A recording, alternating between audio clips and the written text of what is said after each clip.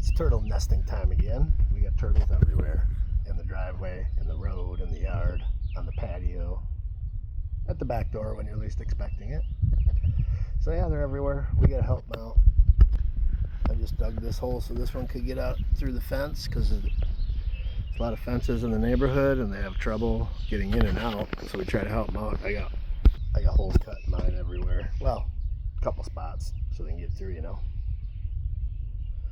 But I did a video of her crawling through there, but I didn't take the video. I just took a picture, so it didn't turn out. But all right, well, here she is coming out. Stay tuned.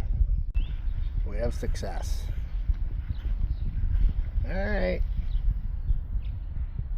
Hey, little mama. Now you gotta head up that way and over that way and up about a 50-foot, 60-foot bank. A couple blocks and you'll be back at the river. Good luck. Gotta help them out find their way. They get trapped in these fenced-in yards and they run in circles for hours. Thanks for watching. Fill out. Cheers. Bye.